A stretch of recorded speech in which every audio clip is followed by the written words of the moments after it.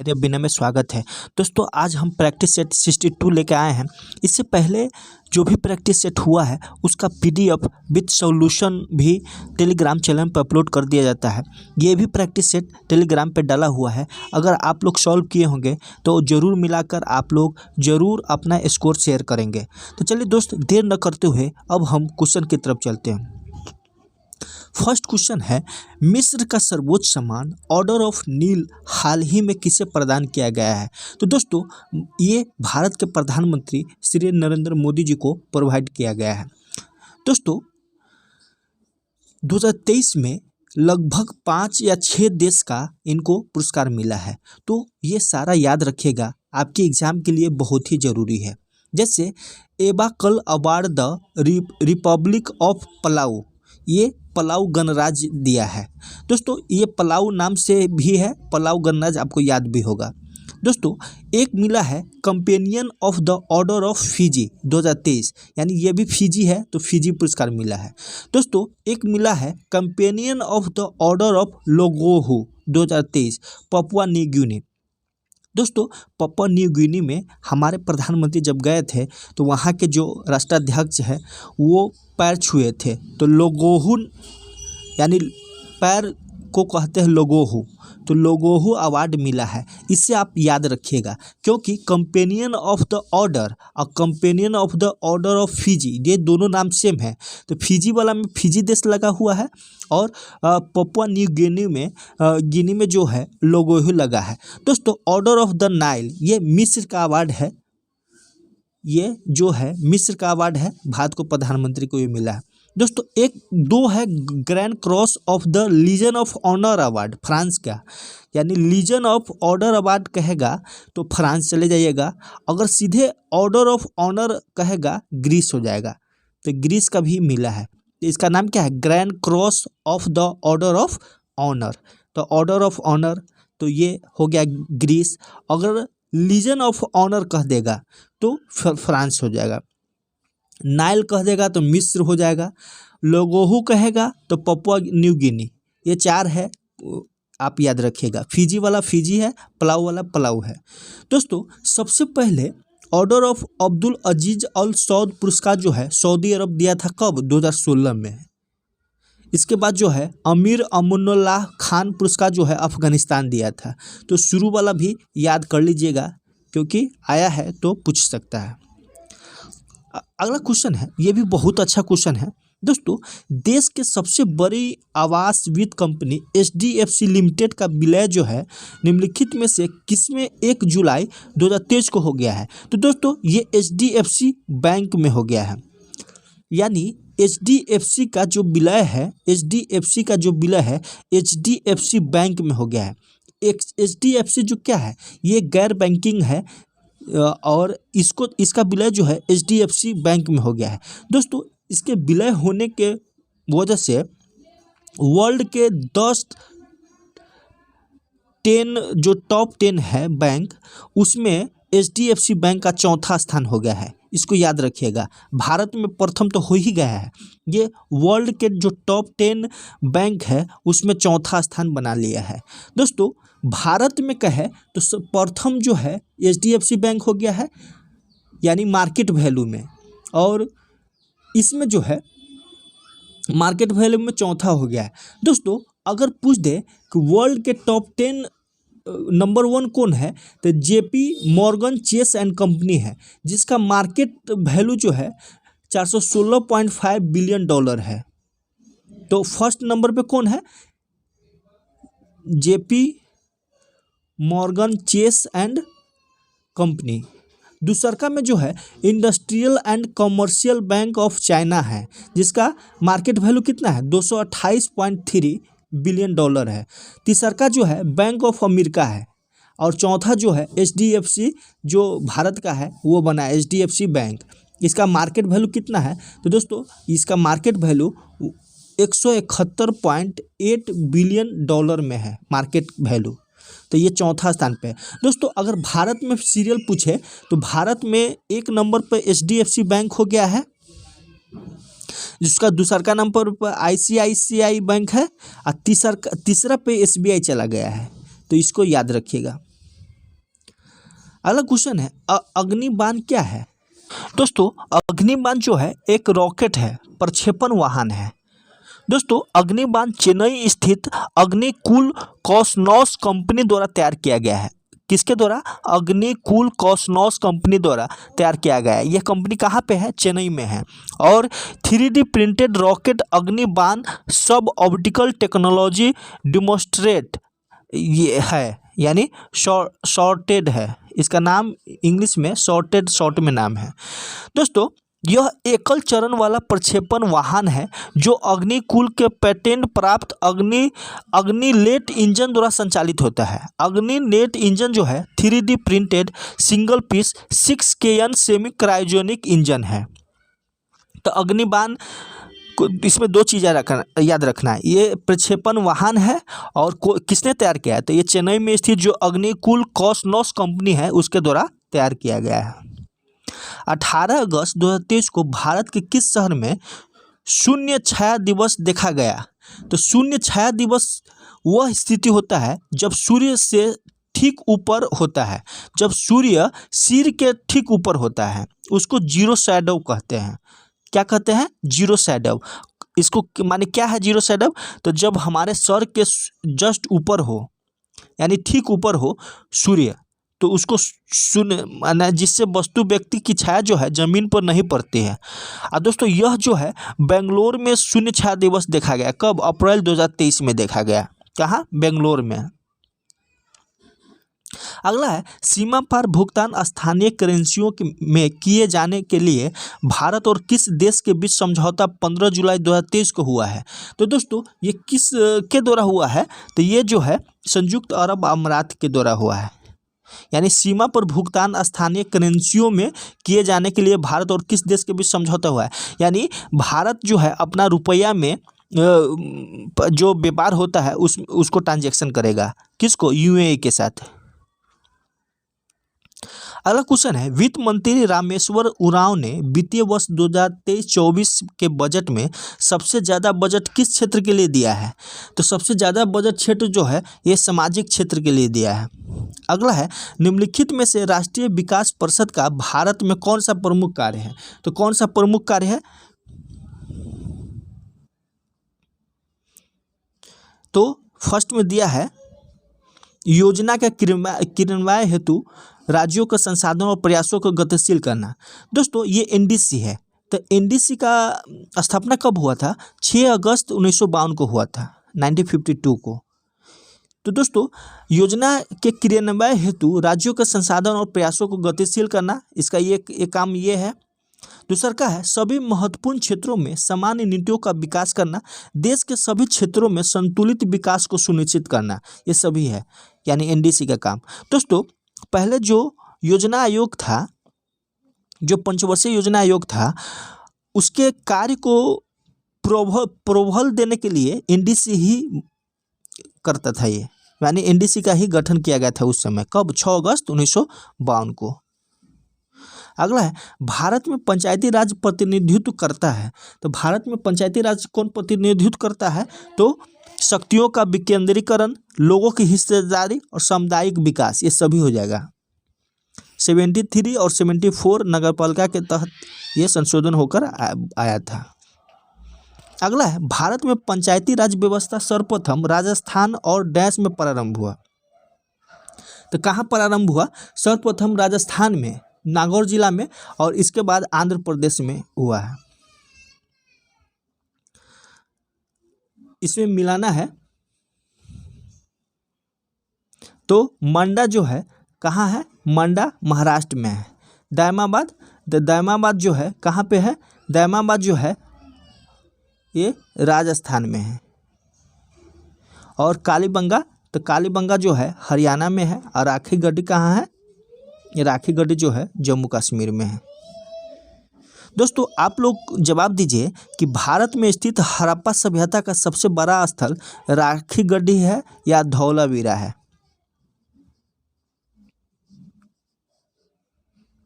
अगला है निम्नलिखित संस्थाओं में कौन सा असहयोग आंदोलन के दौरान स्थापित की गई थी? तो कौन सा किया गया था? तो दोस्तों असहयोग आंदोलन जब स्टार्ट हुआ था 1 अगस्त 2020 को, उसी दिन जो है कौन, लोकमान्य तिलक की मृत्यु हो गई थी। उसके बाद जो है इनके नाम पे एक फंड का सृजन किया गया था, उसी फंड से जो है ये सब काम किया गया। तो काशी विद्यापीठ बनाया गया, गुजरात विद्यापीठ बनाया गया और जामिया मिलिया का भी सृजन किया गया। ये तीनों हो जाएगा।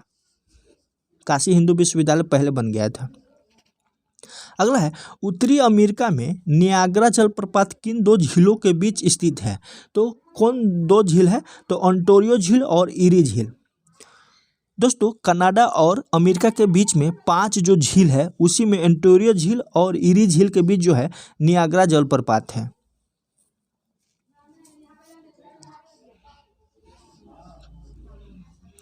सूची 1 और 2 में मिलाना है। तलचीर क्षेत्र कहाँ है? तो दोस्तों, तलचीर क्षेत्र जो है कहाँ पे है? तलचीर क्षेत्र जो है ये महानदी घाटी पे है। कर्णपुरा, तो कर्णपुरा जो है एक दामोदर घाटी पे है। और सिंगरौली जो है, सिंगरौली कौन है, कहाँ पे है? तो ये सोन घाटी है। और सिंगरैनी जो है, सिंगरैनी कहाँ है? गोदावरी है। तो दोस्तों, सिंगरौली जो है मध्य प्रदेश में है और सिंगरैनी जो है कहाँ है? ये आंध्र प्रदेश या तेलंगाना है, आप लोग कंफर्म कीजिए। सिंगरैनी, ये दोनों में कंफ्यूज होता है। सिंगरौली सोन घाटी और सिंगरैनी जो है गोदावरी घाटी के बीच में है। तालचीरा कहाँ है? तो महानदी और कर्णपुरा जो है दामोदर घाटी में है। भारत में खेल उत्कृष्टता के लिए सर्वोच्च पुरस्कार है। तो भारत में खेल उत्कृष्टता हेतु सर्वोच्च सम्मान राजीव गांधी खेल रत्न पुरस्कार है। अब इसका नाम जो है ध्यानचंद पुरस्कार कर दिया गया है। तो क्या हो जाएगा? ध्यानचंद ऑप्शन में रहे ध्यानचंद मारिएगा। अब 25 लाख रुपया मिलता है। निम्नलिखित में से कौन सा सही सुमेलित है? तो इसमें सही सुमेलित बताना है खुलदाबाद। दोस्तों, खुलदाबाद जो है कहाँ पे है? ये भारत के महाराष्ट्र राज्य में है, औरंगाबाद जिले में। कहाँ? औरंगाबाद जिले में। यहीं पे जो है मुगल शासक औरंगजेब का मकबरा है। तो ये सलीम चिश्ती का मकबरा, ये गलत है। दोस्तों, फतेहपुर सीकरी का स्थापना किसने किया था? तो दोस्तों, फतेहपुर की स्थापना जो है अकबर ने 1571 में किया था। 1571 में किया था। और मुगल में अकबर राज्य जो है 1571 से 1585 ईस्वी तक मुगल साम्राज्य की राजधानी भी रही थी ये फतेहपुर सीकरी। और फिर इसे खाली कर दिया गया, शायद पानी की कमी के कारण यहाँ पे ये खाली कर दिया गया।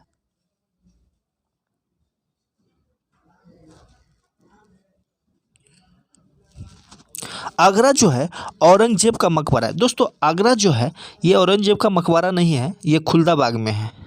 आगरा का स्थापना किसने कराया था? सिकंदर लोदी ने 1504 ईस्वी में, और राजधानी भी बनाया था। दिल्ली जो है, दिल्ली अब्दुल रहीम खाना का मकबरा है। तो ये सही है, इसमें केवल डी सही है। अगला, कृषि श्रमिक सामाजिक सुरक्षा योजना उपलब्ध कराती है। तो क्या उपलब्ध कराती है? तो दोस्तों, यह जो है पेंशन और बीमा को लाभ देता है, पेंशन और बीमा लाभ।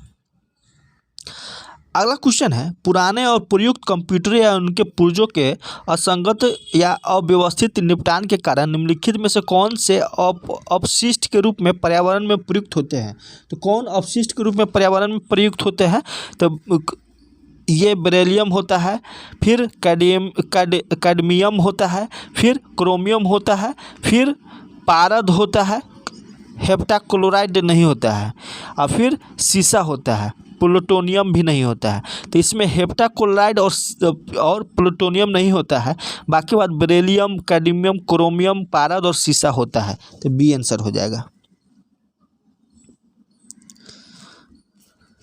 दोस्तों, मेरी प्रयास अगर आपको अच्छा लगता है तो शेयर ज़रूर करें और कमेंट ज़रूर करें। अगर कोई भी ज़रूरत है तो आप कमेंट भी कर सकते हैं। अगला क्वेश्चन है, निम्नलिखित में से कौन भारतीय मूल का एक प्रसिद्ध लेखक है? तो कौन है जो भारतीय मूल का एक प्रसिद्ध लेखक है? तो ये किरण देसाई। निम्नलिखित में से कौन सा भारतीय मूल का एक प्रसिद्ध लेखक है? तो किरण देसाई है, ये भारतीय मूल का है। अगला है सचिव का निम्न में से कौन सा काम है। तो दोस्तों सचिव का, किसी भी विभाग का सचिव का जो मुख्य कार्य होता है नीति निर्धारण, विधान और नियमावली निर्माण, क्षेत्रीय नियोजन परियोजना निर्माण, बजट और नियंत्रण व्यवस्था, क्रियान्वयन और मूल्यांकन, समन्वय, विभागीय मंत्री और राज्य मंत्रियों की सहायता करना आदि जो है इनका प्रमुख कार्य होता है। तो डी आंसर हो जाएगा। दोस्तों बुढ़ाघाट जलप्रपात जो है कहाँ पे है, ये लातेहार जिला में है। कहाँ, लातेहार में है। लातेहार के महुआ टांड में है। कहाँ है, महुआ टांड में स्थित है और 137 मीटर ऊंचाई है इसकी, जो उत्तरी कोयल नदी पर है, उत्तरी कोयल नदी पे। तो इसमें क्या सही हो जाएगा, 137 होना चाहिए, उत्तरी कोयल होना चाहिए। फर्स्ट तो सही है, इसकी ऊंचाई 137 मीटर है। दक्षिणी कोयल नहीं, उत्तरी कोयल हो जाएगा। यह झारखंड का सबसे ऊंचा जलप्रपात है। तो ए और डी सही हो जाएगा, सबसे ऊंचा भी है। दोस्तों हुंड्रू जलप्रपात 74 मीटर है और सदनी घाट जलप्रपात 60 मीटर है और मोतीझारा जलप्रपात 46 मीटर है। अगला है भारत की सर्वाधिक प्राचीन लिपि कौन है। तो भारत की सर्वाधिक प्राचीन लिपि ब्राह्मी लिपि है। जापान की मुद्रा क्या है। तो दोस्तों जापान की आधिकारिक मुद्रा येन है। क्या है, येन है। और अमेरिका का डॉलर। अगला है योजना आयोग की स्थापना कब की गई थी। तो योजना आयोग की स्थापना जो है मोदी जी के काल में 2014 में हुआ था। दोस्तों इसमें दिया है योजना आयोग, तो योजना आयोग के जगह पे अब नीति आयोग आ गया ना। तो नीति आयोग, योजना आयोग था 1950 में। अगला है निम्नलिखित युग्मों पर विचार कीजिए। फसल और अग्रणी उत्पाद राज्य दिया है, तो इसका क्या हो जाएगा। तो इसका जो है कपास महाराष्ट्र है, गन्ना उत्तर प्रदेश, उत्पादक राज्य गन्ना में उत्तर प्रदेश और कॉफ़ी में असम। तो दोस्तों कॉफ़ी में तो कर्नाटक है, गन्ना में उत्तर प्रदेश सही है, सबसे ज़्यादा उत्पादन यहीं पे होता है। और महाराष्ट्र में सबसे ज़्यादा जो है ये क्या है, उद्योग है, गन्ना उद्योग। कपास महाराष्ट्र में है। तो दोस्तों ये जो है कपास का उत्पादन सबसे ज़्यादा गुजरात में होता है, न कि महाराष्ट्र में। तो ये गलत है। कॉफ़ी भी वाला गलत है, केवल 2 ही सही है।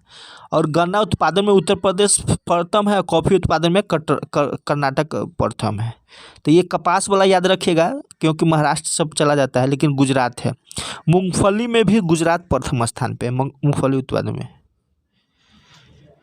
यह रोजमर्रा की वस्तुओं में कंप्यूटिंग क्षमता को अंतःस्थापित करने की बढ़ती प्रवृत्ति है। यह उन्हें प्रभावी ढंग से संचार करने और उपयोगी कार्य करने के लिए एक तरह से सक्षम बनाता है, जो अंतिम उपयोगकर्ता की इस कंप्यूटर के साथ कंप्यूटर के रूप में अंतःक्रिया के असाय को कम करता है। यह क्या है। तो यह जो है ये परसीव कंप्यूटिंग है, परवेसिव कंप्यूटिंग।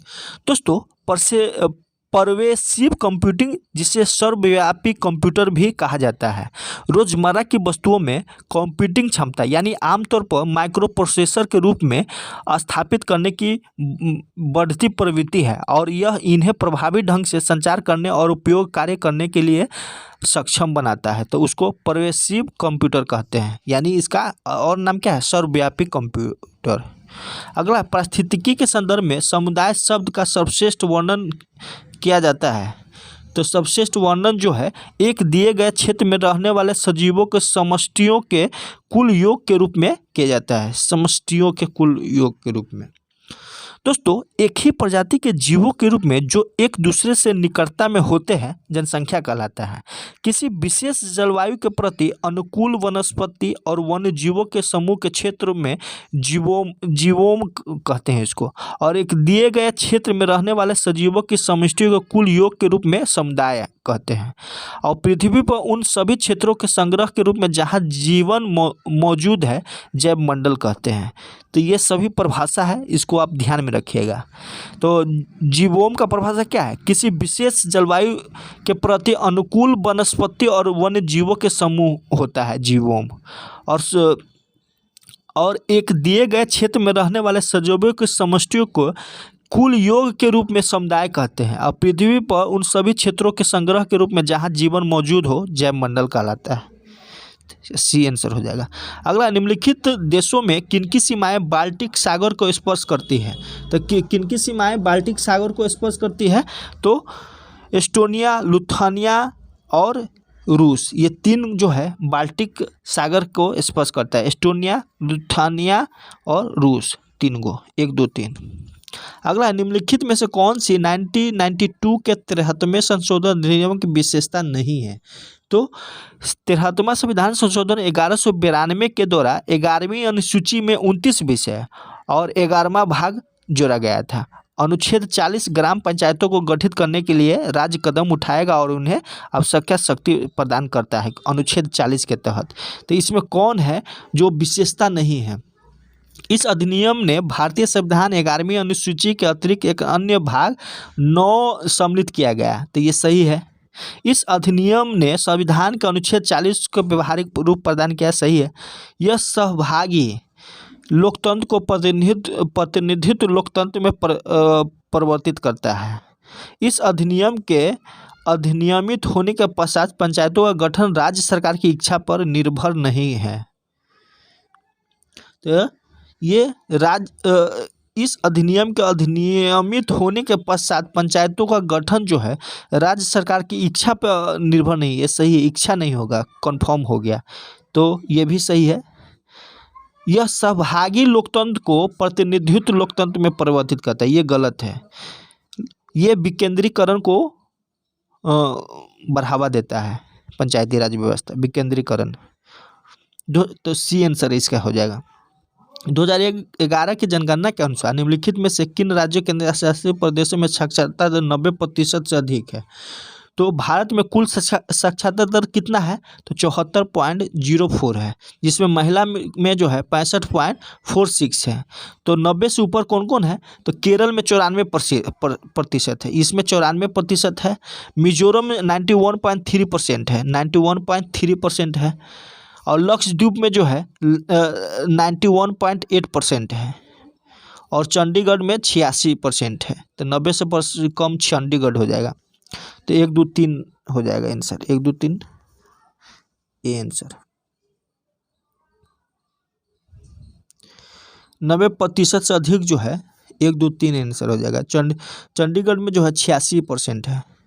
अगला है, हरित रणनीति साझेदारी हाल में चर्चा में रही है। यह निम्नलिखित में से किस देश के साथ भारत की द्विपक्षीय साझेदारी है? दोस्तों, भारत और डेनमार्क जो है हरित हाइड्रोजन, नवीकरणीय ऊर्जा और अपशिष्ट जल प्रबंधन पर ध्यान केंद्रित करने के साथ जो है हरित रणनीति साझेदारी को और मजबूत करने को सहमत हुआ है। तो ये डेनमार्क हो जाएगा भारत के साथ। अब सामान्य विज्ञान का क्वेश्चन है, रेशम कीट पालन को कहते हैं। तो दोस्तों, रेशम कीट पालन को क्या कहते हैं? तो सेरीकल्चर कहते हैं। अगला है, निम्न में से बेमेल को ज्ञात करना है। तो बेमेल को ज्ञात करना है इसमें। तो फर्स्ट है फिजियोलॉजी, पैथोलॉजी, बैक्टीरियोलॉजी। तो ये तीनों तो सेम है, साइकोलॉजी अलग विषय है। तो सी बी आंसर हो जाएगा। परमाणु के कक्षों को भरने का क्रम नियंत्रित होता है तो किससे? अफबाउ प्रिंसिपल से। अफबाउ प्रिंसिपल से जो है परमाणु में, अफबाउ प्रिंसिपल क्या कहता है? मान लीजिए ये है तो पहले इसमें एक एक भरेगा और इसके बाद फिर डबल होगा। तो ये अफबाउ सिद्धांत पे नियंत्रित होता है। दोस्तों, जर्मन भाषा में अफबाउ का अर्थ क्या होता है? निर्माण होना।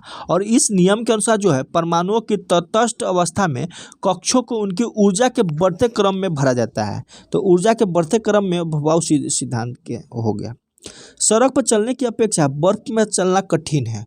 क्यों? तो दोस्तों, बर्फ पे चलना सड़क की अपेक्षा कठिन है क्योंकि बर्फ पर जो होता है घर्षण बल कम होता है, जिसके कारण व्यक्ति बर्फ पर चलने के लिए उचित बल नहीं लगा पाता है। तो घर्षण बल कम होने के कारण जो है ऐसा होता है। तो इसका क्या हो जाएगा? बर्फ पर सड़क की अपेक्षा घर्षण कम होता है। दोस्तों, एक और क्वेश्चन बता देते हैं। जैसे 2 बर्फ का टुकड़ा है, अगर हम दोनों को इसमें मर्ज करेंगे तो इसका जो मेल्टिंग पॉइंट है घटेगा कि बढ़ेगा? तो दोस्तों, मेल्टिंग पॉइंट घट जाता है। इसीलिए आप देखते होंगे कि बर्फ़ के 2 टुकड़े को जब हम दबाते हैं तो वो जुट जाता है, पिघलता नहीं है, जुड़ जाता है, क्योंकि इसका मेल्टिंग पॉइंट यहाँ पे और कम हो जाता है और संघनन हो जाता है यहाँ पे। इसीलिए क्वेश्चन आएगा कि अगर दो बर्फ टुकड़े को जब प्रेस किया जाता है तो मेल्टिंग पॉइंट क्या होता है, घटता है कि बढ़ता है? तो घटता है। कैले कैल्सीफेरॉल रासायनिक यौगिक का समान नाम क्या है? तो कैले कैल्सीफेरॉल का सामान्य नाम जो है क्या है? सामान्य नाम जो है ये विटामिन डी है, विटामिन डी। एस्कॉर्बिक एसिड का सी होता है और विटामिन बी कम्प्लेक्स होता है, B1 B2 B3 इस टाइप का। हड्डी में कैल्शियम, कैल्शियम दोस्तों यहाँ भी पाया जाता है, कहाँ? खून में भी। हड्डी में कैल्शियम और सल्फर, दांत में भी सल्फर पाया जाता है, ये याद रखिएगा। अगला है आर्कियोप्टेरिक्स क्या है? दोस्तों आर्कियोप्टेरिक्स जो है जुरेसिक युग का सर्व पुरातन पक्षी है। अगला है स्वचालित इंजनों हेतु निम्नलिखित में से कौन सा एक हिमरोधी के तौर पर प्रयुक्त होता है? तो दोस्तों हिमरोधी के तौर पर जो है एथिलीन ग्लाइकोल प्रयुक्त होता है। अगला है स्पष्ट रूप से प्रतिध्वनि सुनने के लिए परावर्तित सतह और सुनने वाले के मध्य कम से कम दूरी होनी चाहिए। तो कितना दूरी होना चाहिए? तो कम से कम जो है ये 16.5 मीटर होना चाहिए।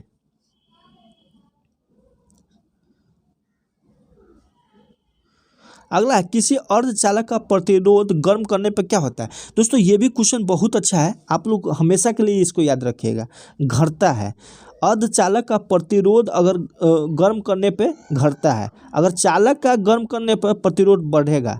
तो अर्धचालक कह रहा है यानी सिलिकॉन जर्मेनियम को के बारे में कह रहा है, तो ये घट जाएगा। कब? जब ताप करेंगे, गर्म करेंगे तो। अगला निम्नलिखित में से कौन सा एक जीव अन्य 3 जीवों के वर्ग का नहीं है? तो कौन सा जीव जो है अन्य 3 वर्गों का जीव का नहीं है? तो ये केकड़ा नहीं है। बिच्छू, बर्थी, मकड़ी ये सब जो है ये सब है, लेकिन केकड़ा जो है नहीं है। दोस्तों इसमें जो है जैसे बिच्छू, केकड़ा, बरूथी, मकड़ी ये सभी जो है ऑर्थोपोडा है, लेकिन ये मकड़ी जो है, मकड़ी, बिच्छू और बरूथी जो है ये आराचन्या है। क्या है? आराचन्या है। और ये केकड़ा जो है, केकड़ा जो है एक क्या है? क्रिस्टेशियन है। केकड़ा जो है एक क्रस्टेशियन है। दोस्तों क्रस्टेशियन जो है इसका फाइलम ऑर्थोपोडा होता है, और किंगडम जो है एनीमिया है, वैज्ञानिक नाम क्रेस्टिया है।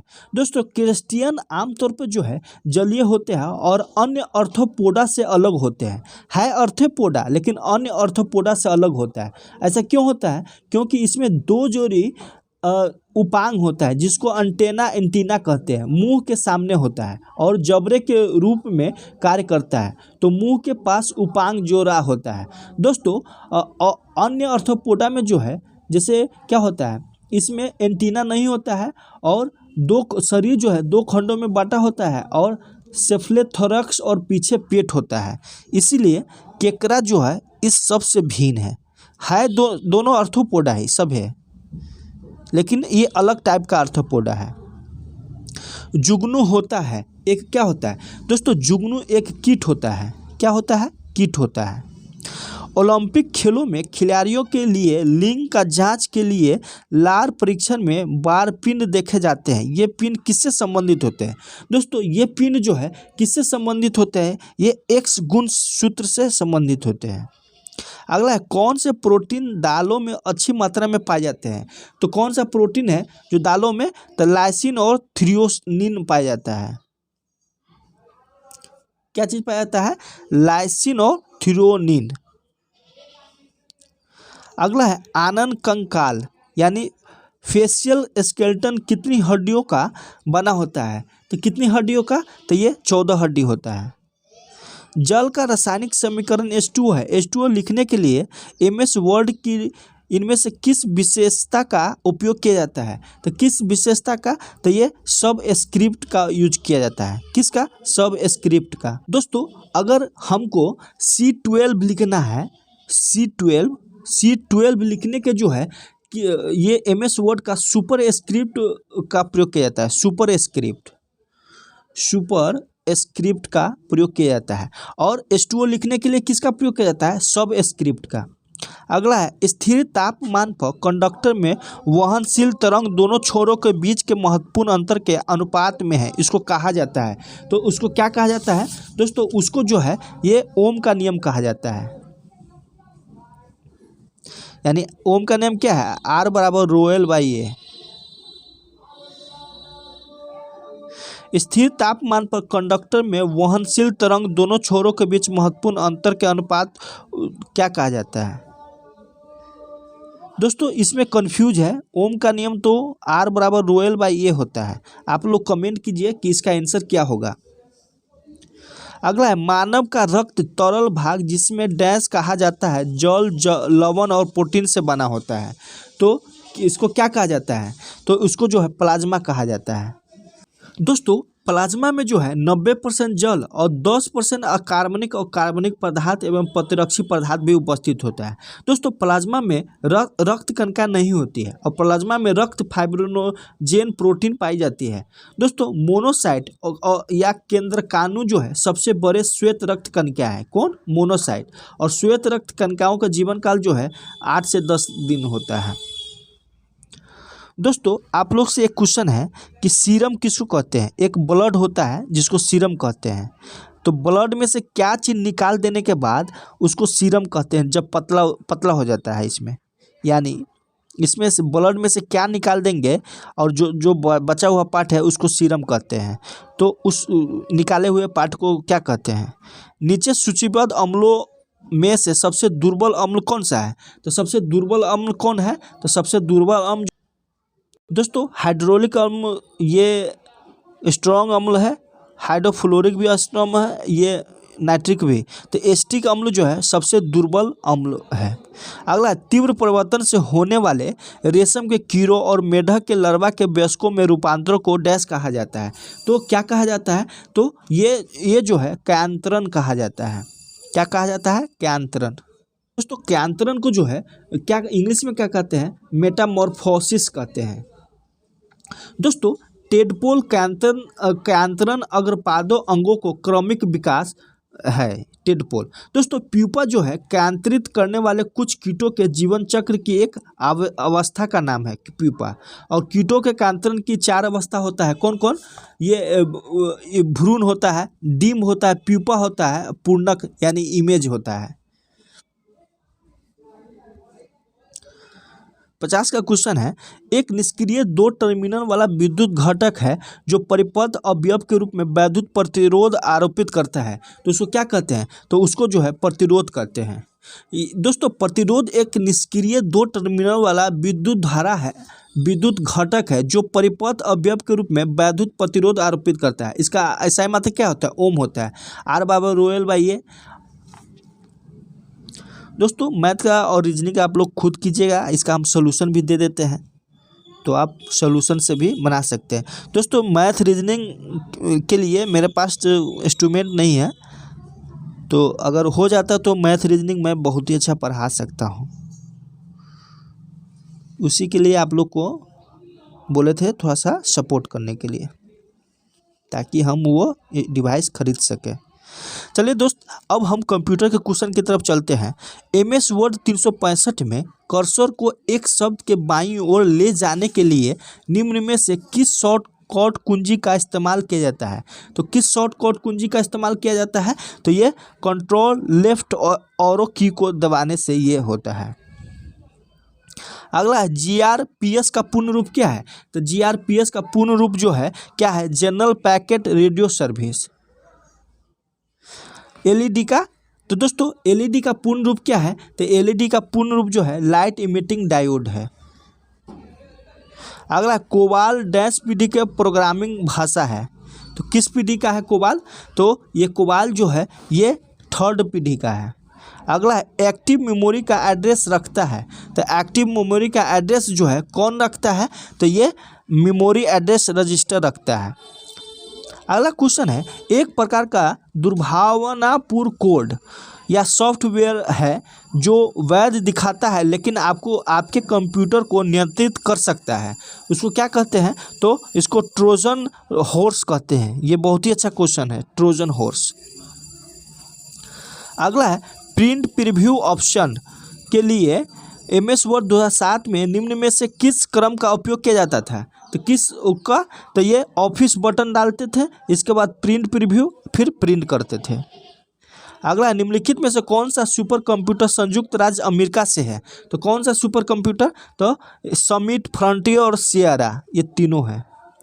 निम्नलिखित में से कौन सा इंटरनेट कनेक्शन का सबसे धीमा प्रकार है? तो सबसे धीमा प्रकार कौन है इसमें? जो सबसे धीमा है तो डायल अप जो है सबसे धीमा है। अगला है ब्लूटूथ का आविष्कारक कौन है? तो ब्लूटूथ का आविष्कारक जो है कौन है? तो ये जॉब हार्टसन है, जॉब हार्टसन। अगला है TCP IP मॉडल के संबंध में UDP का पूर्ण रूप क्या है? तो दोस्तों UDP का पूर्ण रूप जो है क्या है? यूजर डाटाग्राम प्रोटोकॉल है। अगला है MS Excel 365 में निम्नलिखित में से कौन सा फंक्शन सेल की रेंज में किसी आइटम को सर्च करने के लिए उपयोग किया जाता है और फिर उस आइटम की सापेक्ष स्थिति को रेंज में वापस लाता है? तो उसको क्या कहते हैं? मैच कहते हैं। MS Excel 365 में निम्नलिखित में से कौन सा सेल रेफरेंस स्तंभ यानी जेड कॉलम और पंक्ति यानी 20 रो की सेल के लिए उपयोग किया जाता है? तो कौन सा उपयोग किया जाता है? लिखने का तरीका क्या है? तो Z20। अगला 1822 में पहला मैकेनिकल कंप्यूटर किसने विकसित करना शुरू किया था? तो किसने विकसित करना शुरू किया था? तो ये चार्ल्स बेबेज ने। अगला, निम्नलिखित में से कौन सा बटन MS वर्ड 2010 में डिफ़ॉल्ट रूप से क्विक एक्सेस टूल बार में मौजूद होता है? तो कौन सा?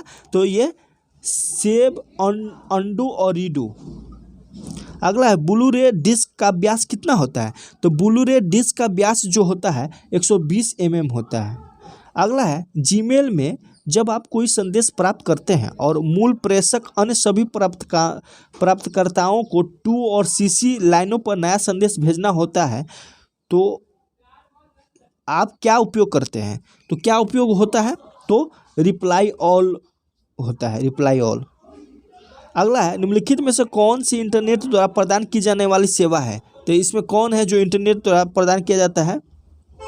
तो वेबसाइट, इलेक्ट्रॉनिक्स मेल्स, समाचार समूह और चर्चा समूह, ये सभी है अभी।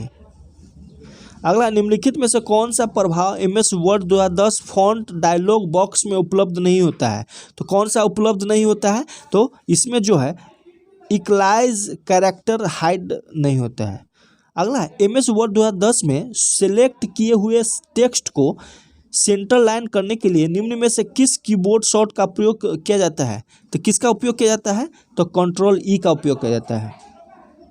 अगला है झारखंड के निम्न जिलों में उत्तर से दक्षिण के क्रम को व्यवस्थित करें। तो सबसे उत्तर में साहेबगंज हो गया, इसके बाद पाकुर हो जाएगा, इसके बाद दुमका होगा, इसके बाद जामतारा हो जाएगा। B आंसर है। अगला है झारखंड के नए राज्य चिन्ह का पलाश का फूल निम्नलिखित में से क्या दर्शाता है? तो दोस्तों पलाश का फूल जो है फ्लेम ऑफ द फॉरेस्ट के नाम से प्रसिद्ध पलाश या टेसू का फूल झारखंड के प्राकृतिक सौंदर्य और सुरम्यता को प्रतिबिंबित करता है। दोस्तों पुष्पित होता पलाश का फूल जो है बसंत ऋतु के आगमन का संदेश लेकर आता है। तो इसका आंसर क्या हो जाएगा? झारखंड के प्राकृतिक सौंदर्य और सुरम्यता को बताता है।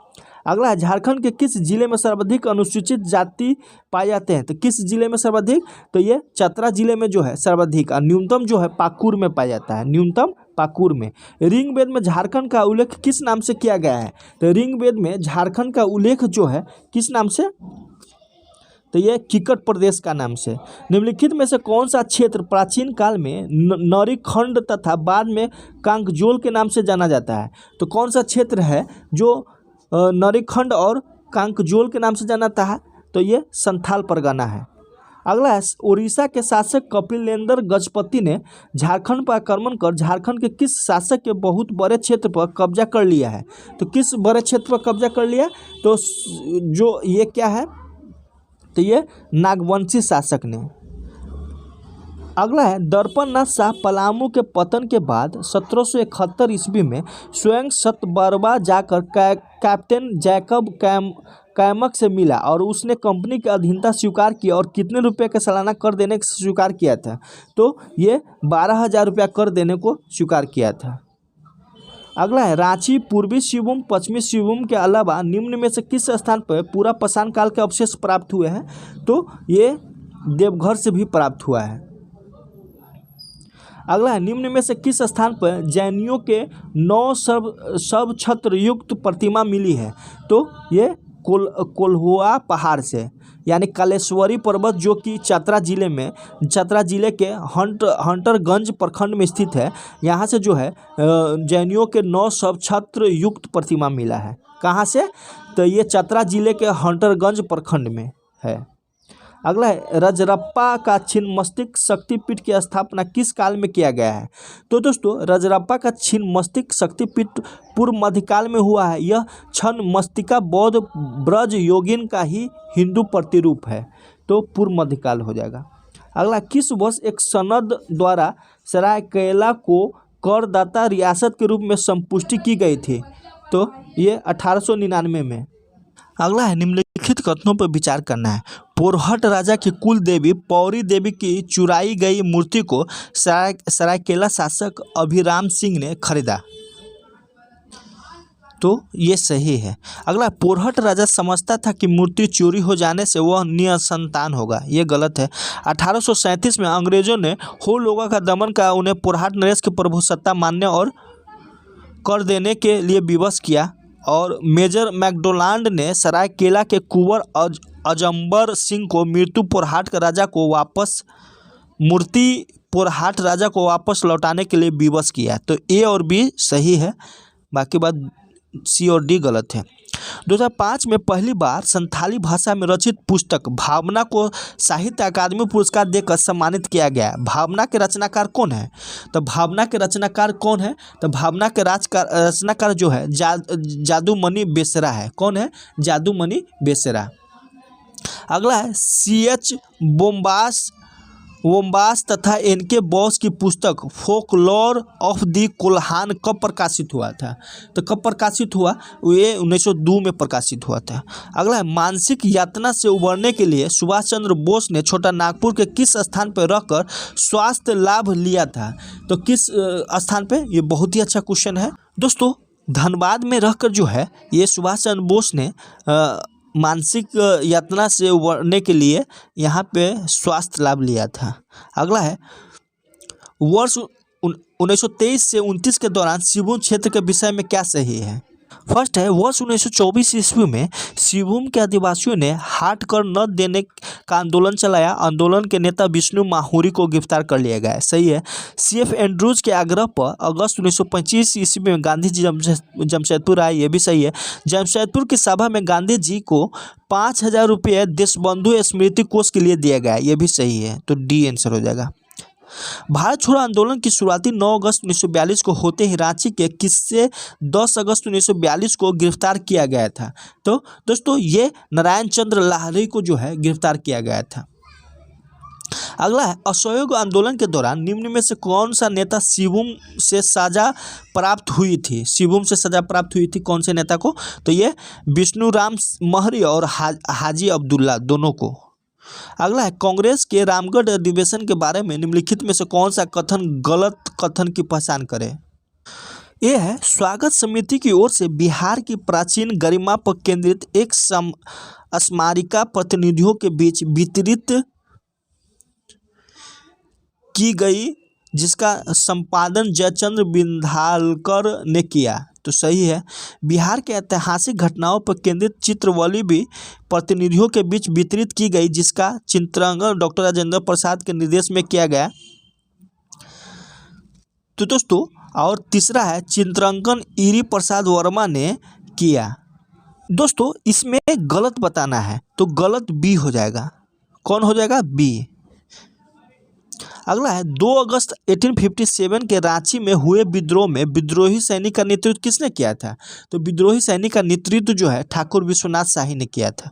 अगला है निम्नलिखित में से कौन झारखंड की एक मुख्य नदी नहीं है? तो झारखंड की कौन है जो मुख्य नदी नहीं है? दोस्तों फाल्गु नदी जो है ये बिहार की नदी है। अगला पलामू में कौन सी तेल बीज अधिकतम मात्रा में उत्पादित होता है? तो दोस्तों पलामू में जो है अधिकतम मात्रा में तिल का उत्पादन होता है। तिलहन उत्पादन के मामले में पलामू झारखंड का अग्रणी जिला है, तो तिल का होता है। अगला है महुआ अरांड भेड़िया अभ्यारण्य किस पशु के लिए प्रसिद्ध है? तो किस पशु के लिए? तो ये जो है भेड़ियों के लिए प्रसिद्ध है। किस लिए? भेड़ियों के लिए। अगला है झारखंड में कौन सा अरण्य प्रभाग का बृहत्तम संरक्षित अरण्य क्षेत्र है? तो कौन सा है?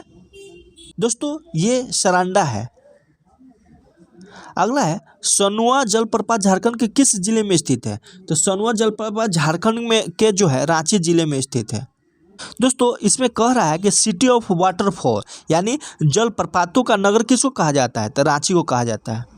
अगला है झारखंड को स्थानीय स्तर पर इसके समृद्ध खनिज और वन संसाधनों के लिए डैश के रूप में जाना जाता है। तो किस रूप में? तो वनांचल के रूप में जाना जाता है, वनांचल के रूप में। दोस्तों वनांचल का शाब्दिक अर्थ क्या होता है? वन से आच्छादित अंचल या भूभाग। अगला झारखंड के किस शहर में यूरेनियम प्रसंस्करण कारखाना शुरू किया गया है? तो किस शहर में? तो ये घाटशिला में किया गया है। अगला क्वेश्चन है देश का पहला स्वदेशी इस्पात संयंत्र के रूप में बनाया गया इस्पात संयंत्र का नाम क्या है? कहाँ स्थित है? तो दोस्तों देश का पहला स्वदेशी इस्पात संयंत्र के रूप में जो है बनाया गया इस्पात संयंत्र जो बोकारो इस्पात संयंत्र है, और इसकी स्थापना कब होता है? 1964 में, और 1972 में जो है इसका उत्पादन कार्य शुरू है। अब जो है ये सेल के नियंत्रण में है। और इसके किसके सहयोग से? तो दोस्तों रूस के सहयोग से। तो इसका आंसर क्या हो जाएगा? बोकारो।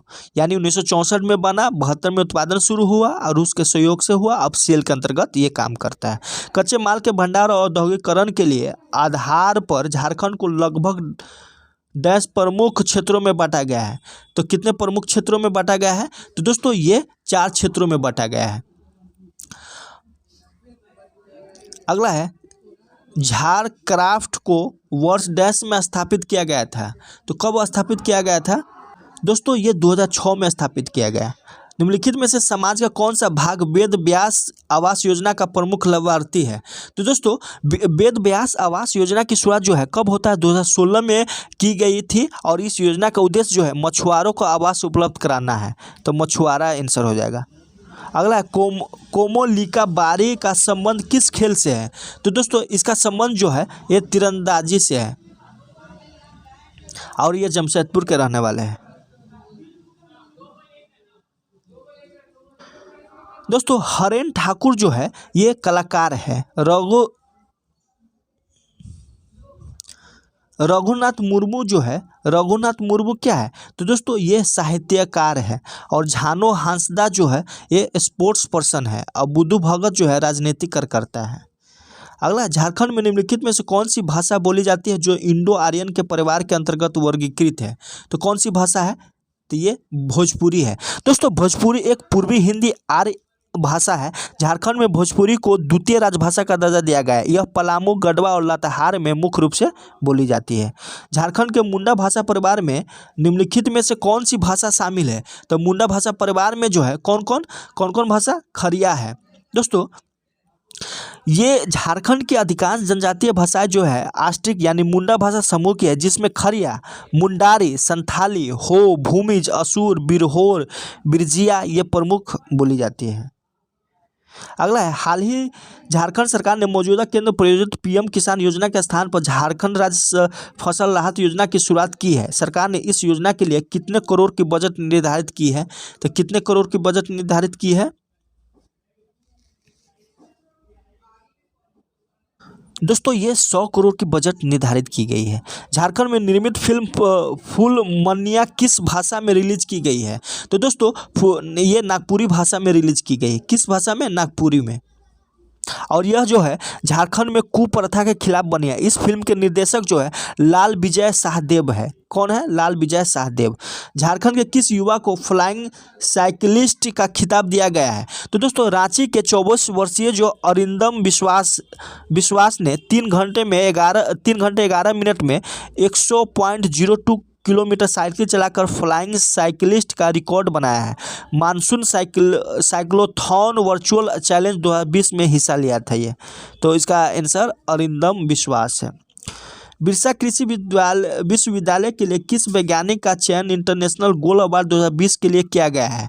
दोस्तों यह अवार्ड जो है किसको किया गया है? डॉक्टर राकेश कुमार को। The glorious organisation for accelerated to literacy New Delhi द्वारा दिया जाएगा। यह डॉक्टर कुमार का चयन बेस्ट कृषि शिक्षाविद टीचिंग रिसर्च और प्रौद्योगिकी हस्तांतरण सेवा के लिए हुआ है, डॉक्टर राजेश कुमार का। तो चलिए दोस्त इतना ही, और इसका कंप्लीट सॉल्यूशन जो है हम टेलीग्राम पे डाल देंगे, आप लोग देख भी लीजिएगा और पढ़ भी लीजिएगा। चलिए दोस्त थैंक यू। अगर अच्छा लगता है तो लाइक ज़रूर करें और दोस्तों को भी शेयर करें।